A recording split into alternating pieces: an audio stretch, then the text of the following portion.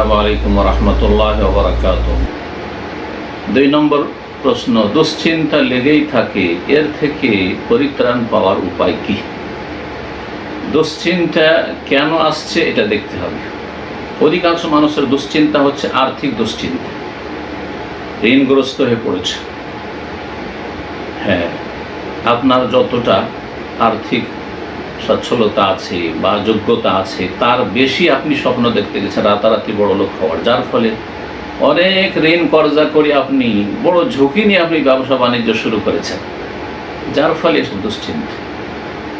আপনার কাঁচা বাড়ি বা টিনের বাড়ি করার ক্ষমতা আছে, আপনি 2 তলা 3 তলা বাড়ি ধরে বসে আছেন আর ঋণে ডুবে গেছেন। এখন বিভিন্ন দিক থেকে চাপ সৃষ্টি করছে, তাদের পয়সা চাই, দুশ্চিন্তা বেড়েছে। যতটা আপনার চাদর লম্বা ততটা পা লম্বা করবে, চাদর ছোট পা গুটিয়ে রাখবে।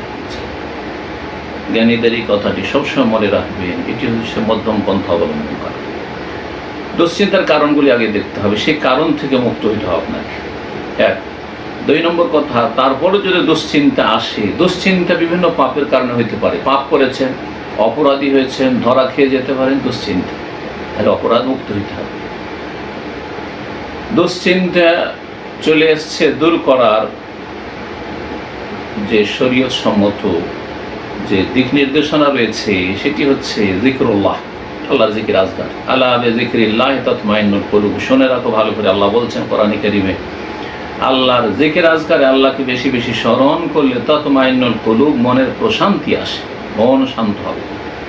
আপনি লম্বা সালাত আদায় করেন, লম্বা সিজদায় পড়ে থাকেন, আল্লাহকে খুব ডাকেন,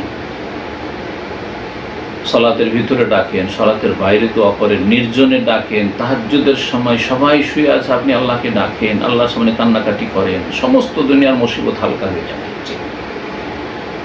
আল্লাহ রাব্বুল আলামিন যেন মুমিন মুসলিমদের দুশ্চিন্তা মুক্ত করেন এবং সত্যিকার মুমিন মুসলিম হওয়ার তৌফিক দান করেন। আর দুশ্চিন্তার কারণগুলি যে আমরা তৈরি করে দিই সেগুলি থেকে আমাদেরকে মুক্ত থাকার তৌফিক দান করেন।